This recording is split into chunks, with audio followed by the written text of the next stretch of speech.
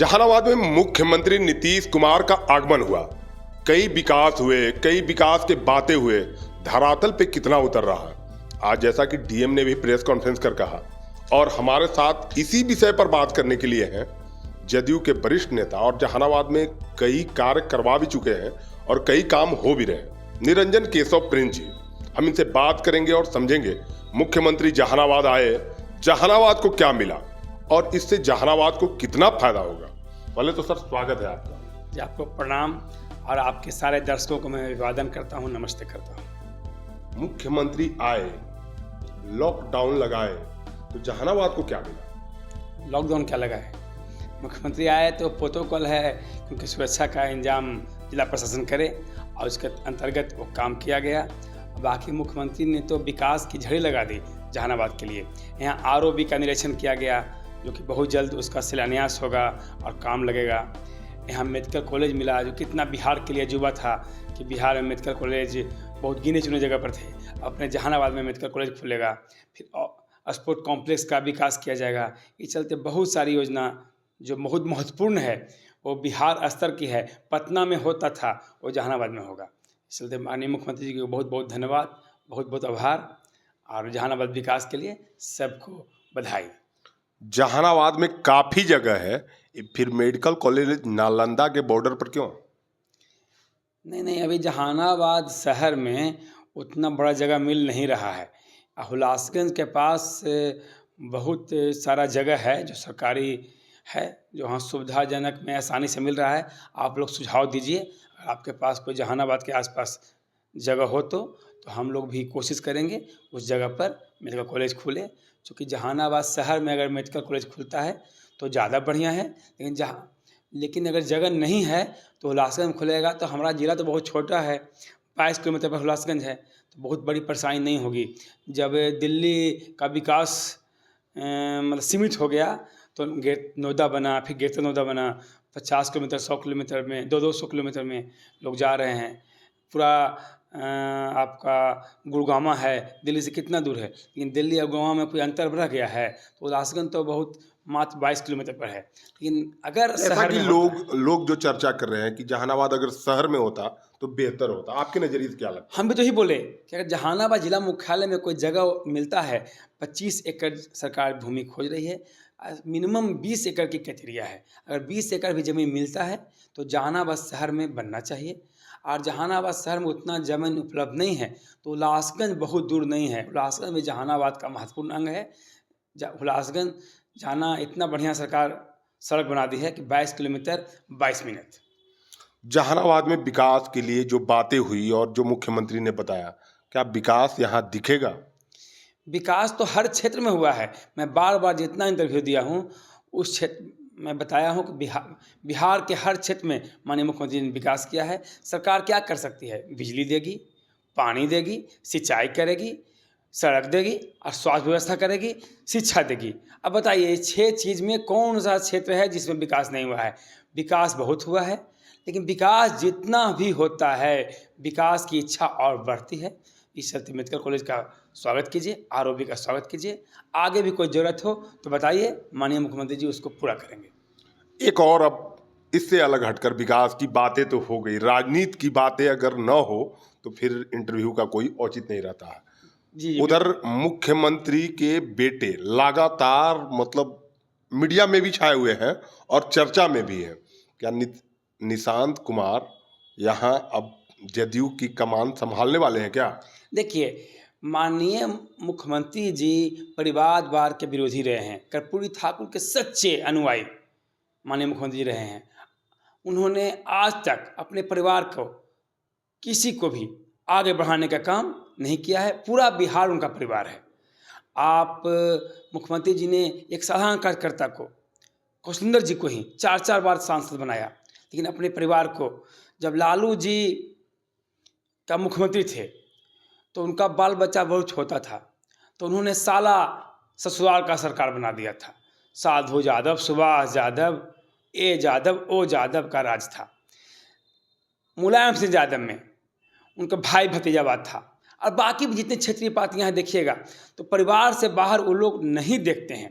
लेकिन माननीय मुख्यमंत्री जी के यहाँ एक आदमी एक परिवार के सदस्य नहीं है जिनको माननीय मुख्यमंत्री जी ने आगे बढ़ाने का काम किया हो।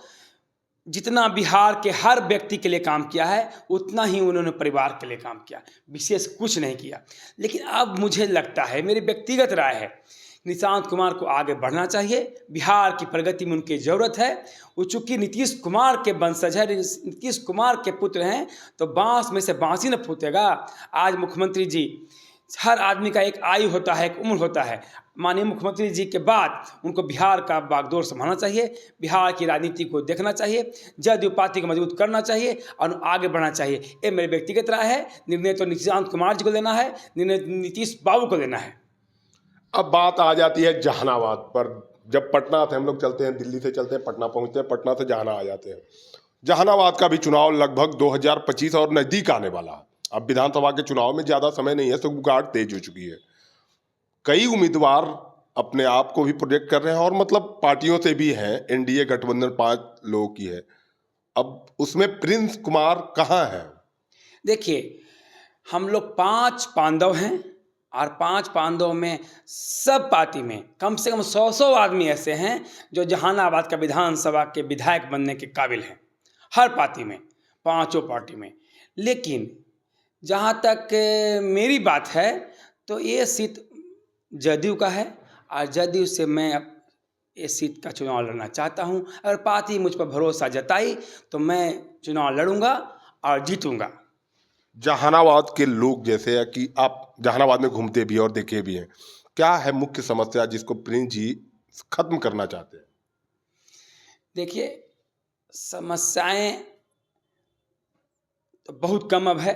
मैक्सिमम समस्या का निदान माननीय मुख्यमंत्री मतलब सब सरकार ने खत्म कर दिया है। मैक्सिमम का ख़त्म कर दिया है। जो बचा हुआ है वो मुख्य रूप से यहाँ का रोजगार का अवसर देना है और इस चलते उद्योग धंधा का विकास ही रोजगार देगा। कुछ लोगों तो आप सुने हैं कि रोजगार दिए हुए भी हैं। इस सरकारी नौकरी से काम नहीं चलेगा। जितनी आबादी है उसमें प्राइवेट काम शुरू करना पड़ेगा, उद्योग धंधा का विकास करना पड़ेगा और यहाँ के बेरोजगारों को यहाँ ही रोजगार देना पड़ेगा ताकि वो पलायन नहीं कर पड़े, महाराष्ट्र नहीं जाए, सूरत नहीं जाए, बंगलोर नहीं जाए, दिल्ली नहीं जाए, जहानाबाद में उनको काम मिले। और इसके लिए प्रयास करना पड़ेगा यहाँ के जनप्रतिनिधियों को और यहाँ के सरकार को मदद करना चाहिए। कहने का अर्थ है कि यहीं रोजगार के लिए फैक्ट्री या किसी तरह की और सुविधा बढ़ाया जाए ताकि लोग यहाँ रोजगार में रहें। जी बिल्कुल। अब माननीय मुख्यमंत्री जी कोशिश भी कर रहे हैं। इस बार का उनका कार्यकाल 25 से 30 औद्योगिक विकास का होगा, रोजगार का होगा। उन्होंने बाकी हर क्षेत्र में बहुत काम कर दिया है और बाकी जो शेष है वो काम होगा। प्रिंस कुमार कितना कॉन्फिडेंस है चुनाव लड़ने के लिए? 100% जहानाबाद से चुनाव लड़ेंगे जी। जैसा कि यहाँ देखा जाता है, लगातार यहाँ राजद कब्जा करके रखा है। पिछली बार भी राजद, एक बार लगभग हमारे जो ध्यान में है, अभिराम शर्मा यहाँ से विधायक रहे हैं, बाकी राजद का कब्जा है।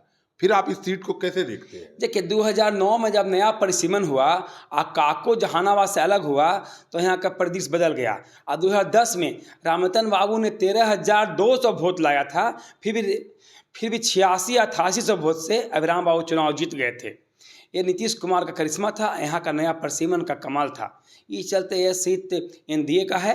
अब 10 के बाद 15 में बाबू मुंद्रिका बाबू नीतीश बाबू के सहयोग से चुनाव जीते और उसके बाद हम विभिन्न कारणों से यहाँ का हम लोग के एनडीए में जो टूट था उसके कारण हम लोग चुनाव हार गए हैं। पिछली बार लोजपा अलग लड़ी थी, ये भी कारण हो सकता है। हाँ बिल्कुल, लोजपा लड़ी थी और लोजपा ही हम लोग को हर जिला में, 8 जिला में एक सीट हम लोग जदयू नहीं जीता था, लोजपा ही उसका कारण है। कहा जाता है कि जहानाबाद सीट काफी रूप में मायने रखता है।